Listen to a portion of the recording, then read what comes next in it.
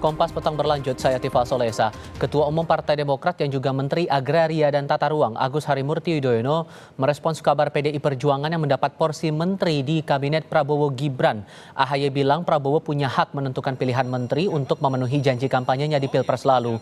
Baginya, bila PDI Perjuangan jadi bergabung ke koalisi Prabowo, hal itu tidak akan mempengaruhi fokus Demokrat bekerja sama di pemerintahan baru. Sebelumnya, Sekjen Partai Gerindra Ahmad Muzani mengaku ada kader PDI Perjuangan dan Menteri Kabinet era Joko Widodo yang mengisi pos Kabinet Prabowo Gibran. Dari Demokrat sendiri yang konsisten mendukung Pak Prabowo sejak Pilpres sampai dengan terpilih saat ini. Kalau saya sendiri tidak punya perasaan lain-lain karena kami hanya fokus pada upaya untuk menjalankan peran, apapun peran yang akan diberikan kepada kami Partai Demokrat untuk bisa mengawal pemerintahan 5 tahun ke depan. Dan tentunya dalam politik ini kan serba dinamis ya, tapi sekali lagi saya tidak melihat ini sebagai sesuatu yang membuat kami tidak fokus, karena sejak awal komitmen kami Partai Demokrat itu ingin berjuang bersama-sama, alhamdulillah menang bersama-sama, dan setelah itu mengisi sekaligus menjalankan peran yang baik juga bersama-sama. Nanti akan dibilang, kabinet Prabowo, kabinet gemuk, banyak. Ya negara kita besar, Bung.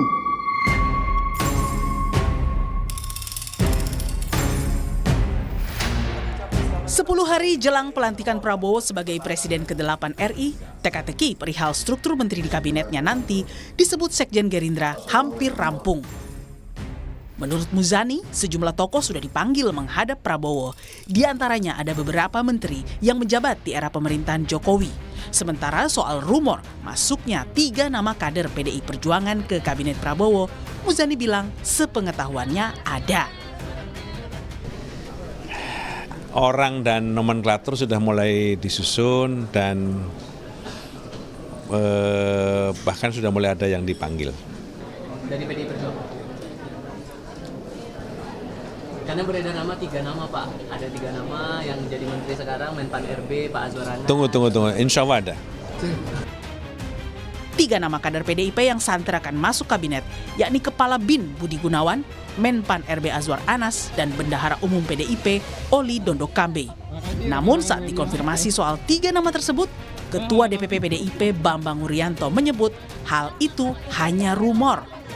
Itu kan ada isu ini menghembus 3 menteri dari PDI ini yang mencuat gitu. Nggak ada pembahasannya. Saya nggak dengar bahasa kalimatnya, nggak dengar, dan saya tidak diajak bicara. Nama juga rumor isu gak boleh. Sementara itu, Partai Golkar sebagai partai pemenang kedua pemilu dalam koalisi Prabowo mengaku tidak merasa terganggu bila nantinya Prabowo mengajak PDIP bergabung dalam kabinetnya. Saya pikir Pak Jokowi juga tidak akan terganggu seandainya PDI Perjuangan itu masuk dalam kabinet, seandainya pun masuk dalam kabinet. Karena Pak Jokowi juga berkali-kali menyampaikan urusan kabinet itu hak wewenang penuh, hak prerogatif dari presiden terpilih. Tapi Golkar tidak masalah ya jika PDIP masuk dalam kabinet Prabowo? Kami mendukung apa yang dilakukan oleh presiden terpilih ya. Oke. Indonesia itu terlalu besar untuk diurus oleh sebagian kecil orang. Sebelumnya dalam pidatonya di acara BNI Daily Investor Rabu 9 Oktober, Prabowo menyatakan ingin membentuk pemerintahan yang kuat sehingga terpaksa membentuk koalisi yang besar. Karena saya ingin membentuk pemerintahan persatuan nasional yang kuat. Terpaksa koalisinya besar. Akan dibilang, kabinet Prabowo, kabinet gemuk, banyak. Ya negara kita besar, Bung. Kalau kita negara otoriter, ya kan, hanya satu partai, ya bisa jalankan negara ini hanya dengan 20 menteri, 24 menteri. Tapi saya harus merangkul semua kelompok, harus ada perwakilan. Harus ada perwakilan dari Indonesia Timur, Indonesia Barat, Indonesia Tengah, dari suku A, suku B. Harus ini Indonesia. Keputusan Prabowo ingin mengajak semua parpol bersama di pemerintahannya tentu akan membuahkan konsekuensi. Pasalnya, kepemimpinan tanpa adanya check and balances yang kuat akan menurunkan kualitas demokrasi. Tim Liputan, Kompas TV.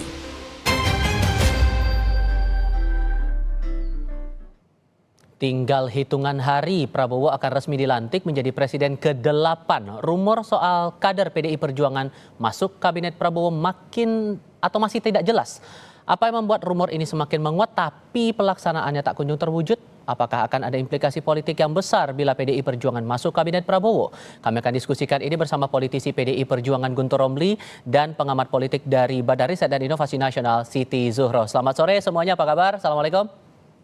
Waalaikumsalam, selamat sore. Ya. Terima kasih semuanya sudah hadir. Bu Wi, izinkan saya mulai dengan Anda dulu yang bicara terang-terangan soal porsi PDI Perjuangan di pemerintahan Pak Prabowo bukan dari PDIP-nya sendiri, melainkan dari Sekjen Partai Gerindra. Terkesan ada gestur tidak mau terbuka nih PDI Perjuangan. Anda menangkap begitu juga? Iya, mestinya kalau sudah disampaikan secara eksplisit ya oleh PDI Perjuangan, apalagi itu dari Sekjen, menurut saya ini sudah valid ya. Valid. Jadi menurut saya memang itu soal waktu, cepat atau lambat memang kecenderungannya PDI Perjuangan itu akan berkoalisi atau bekerja sama dengan Pak Prabowo. Jadi, berapa persen menurut Anda, Bu?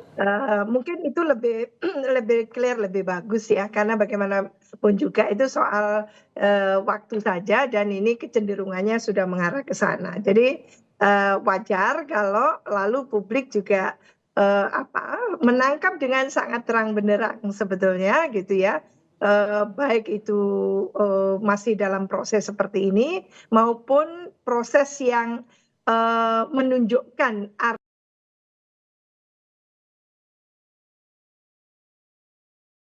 sama itu antara PDI Perjuangan dengan tentu partai pemenang dalam hal ini yang dikomandani oleh Gerindra, yaitu kemenangan dari Pak Prabowo. Dengan sekian banyak rumor ini, Bu, termasuk terakhir ada 3 nama kader PDI Perjuangan yang diproyeksikan masuk ke kabinetnya Pak Prabowo. Anda merasa kemungkinannya dari 0 sampai 100% ini potensinya sudah seberapa besar PDI gabung ke pemerintahan baru?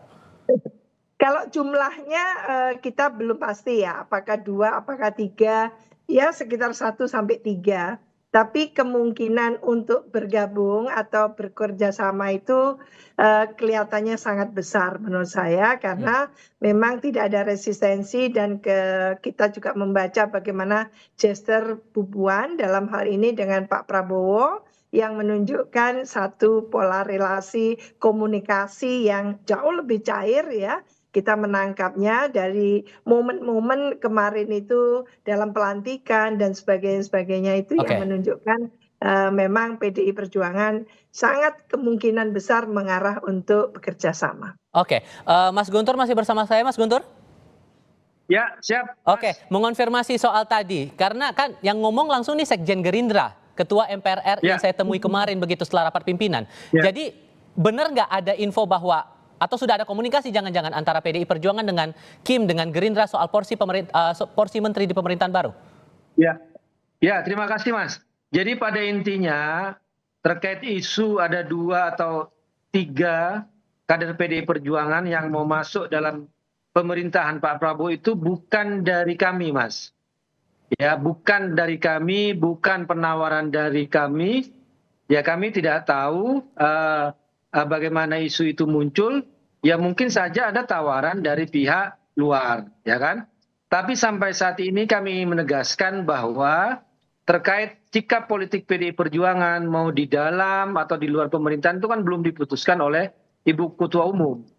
Jadi kalau sudah Ibu Ketua Umum memutuskan, maka itu baru ada kejelasan. Karena kami sendiri di internal juga masih menunggu pertemuan antara Ibu Ketua Umum dengan Pak Prabowo Subianto. Jadi ini dulu ya, ketemu dulu ya kan, ketemu dulu bagaimana hasilnya, itu yang sedang ditunggu-tunggu. Dan kalau pertemuan Ibu Megawati dengan Pak Prabowo Subianto itu di internal kami itu tidak ada penolakan, ya kan, tidak ada dinamika. Tetapi terus terang kalau memang terkait bergabungnya PDI Perjuangan dengan pemerintahan itu masih ada dinamika, ada diskusi, ada pertimbangan-pertimbangan. Misalnya ketika kalau mau kalau di luar pemerintahan alasannya itu apa? Misalnya kan ingin menjaga demokrasi, check and balances, kemudian membangun kekuatan penyeimbang seperti rekomendasi Rakernas kelima PDI Perjuangan pada bulan Mei 2024. Tapi kalau mau masuk itu juga alasannya karena ingin sama-sama membangun bangsa, karena juga masalah Indonesia ke depan semakin besar. Tetapi apapun dinamika yang ada terkait sikap politik PDI Perjuangan mau berada atau di luar atau di dalam pemerintahan, itu semuanya menunggu kecenderungan internalnya lebih ke bergabung ke pemerintahan baru atau di luar? Ya itu ada dinamika, Mas. Di situ kan ada diskusi lah, ada diskusi pertimbangan-pertimbangan mana yang mau kita ambil. Tapi semuanya kami menyerahkan kepada Ibu Ketua Umum untuk menegaskan sikap gitu. Kami sebagai kader ya mau di luar juga oke, mau di dalam juga oke. Tinggal menunggu apa yang mau diputuskan oleh Ibu Ketua Umum Megawati Soekarno Putri. Kalau gitu yang kemarin diomongin oleh Sekjen Gerindra kemarin itu bohong dong? Bukan, kami tidak mengatakan bohong, tapi itu tidak dari kami. Penawaran itu bukan dari kami, gitulah. Jadi ini perlu tegaskan bahwa PDI Perjuangan tidak pernah menawarkan diri. Kami juga cukup tahu diri. Kami memiliki calon sendiri waktu Pilpres kemarin. Dalam konteks saya saat ini ketika mau bertemu antara Ibu Megawati dengan Pak Prabowo juga konteksnya adalah untuk mencairkan suasana, membangun kondisi yang positif dalam pelantikan.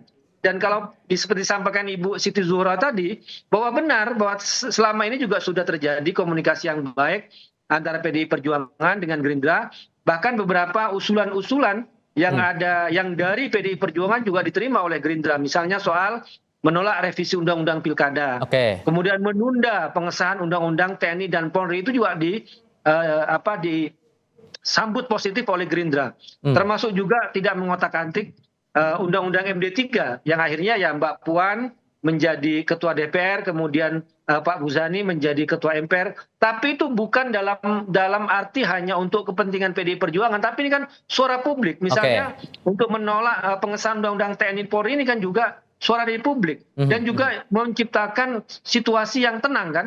Kalau seandainya misalnya itu diloloskan secara sepihak oleh beberapa kelompok misalnya DPR, kita akan melihat kegaduhan seperti waktu revisi Undang-Undang Pilkada itu diloloskan di balik, kan terjadi ada demo, ada penolakan, ya, suara netizen dan sebagainya. Jadi bahwa ada kerjasama antara fraksi PDI Perjuangan dengan Gerindra dalam beberapa hal, iya. Tapi itu tidak hanya untuk kepentingan PDI Perjuangan, tapi juga suasana yang kondusif untuk pelantikan Pak Prabowo juga. Demikian, Mas. Lagi-lagi ini kaitannya Bu Wi soal masalah pertemuan antara Bu Mega dengan Pak Prabowo. Dan sampai sekarang kita belum ketemu nih tanggal pastinya gimana. Walaupun sudah beredar tanggal-tanggalnya antara pertengahan bulan inilah atau menuju ke tanggal pelantikan dan semacamnya. Apa yang membuat ini jadi sulit? Apakah ini ada kaitannya dengan pertemuan antara Pak Prabowo dengan Pak Jokowi Selasa malam waktu itu, Bu? Iya, ini ada beberapa hal ya yang menurut saya memang prakondisi itu sudah terbangun ya, khususnya relasi antara Pak Prabowo dengan Bu Mega. Kalaupun apa yang disampaikan Mas Guntur tadi itu kritisisi atau berpikir kritis ya dari PDI Perjuangan itu sebetulnya tidak disampaikan diarahkan kepada Pak Prabowo sebagai presiden terpilih, itu masalahnya itu. Sehingga saya menangkap memang prakondisi untuk terbangunnya pola relasi yang baik dengan antara Pak Prabowo dengan Bu Mega itu memang sudah terjadi. Apalagi Bu Puan kelihatan sangat akrab dengan Pak Prabowo dan sebagainya ya. Dan juga dengan kader-kader elit Gerindra, antara Bu Puan dalam hal ini itu juga menunjukkan satu prakondisi. Lalu tentu gitu ya, karena hubungan itu tidak ansih antara Ibu Mega dan Pak Prabowo, tapi juga ada nanti yang akan menjadi mantan presiden yang saat ini masih presiden, yaitu Pak Joko Widodo, maka mungkin ada pertimbangan-pertimbangan yang tentunya sifatnya itu saling menghormati. Jadi bagaimanapun juga membangun pola relasi yang baik, kerjasama yang baik dengan Bu Mega bukan berarti lalu gitu ya memberikan dampak yang negatif kepada Pak Jokowi. Lah ini yang ingin mungkin diciptakan oleh Pak Prabowo tentunya gitu ya, sebagai presiden terpilih yang dalam prosesnya kemarin memang tidak bisa terpisahkan dengan cawe-cawenya Pak Jokowi itu gitu. Apa implikasinya kalau jadi PDI Perjuangan bergabung ke pemerintahan baru, Bu Wi? Apa implikasinya untuk harmonisasi kerja di internal Kim dan secara eksternal untuk demokrasi kita?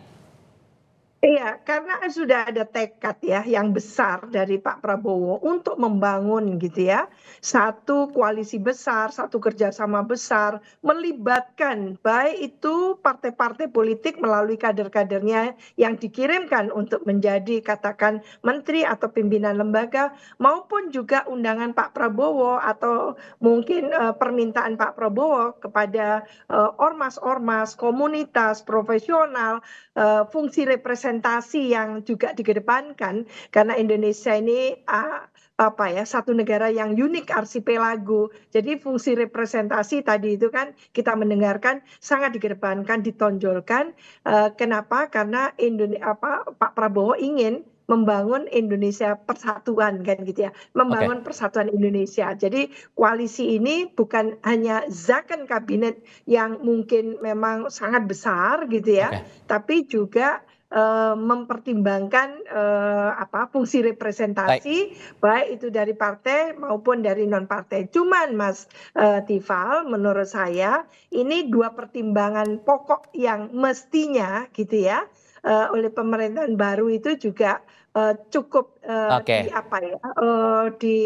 menjadikan indikator adalah apakah urusan yang menjadi kewenangan daerah, artinya otonomi daerah itu sudah tidak ada lagi. Berarti urusan-urusan tadi itu akan diurus oleh pemerintah pusat, maka wajar kalau kabinetnya besar gitu ya.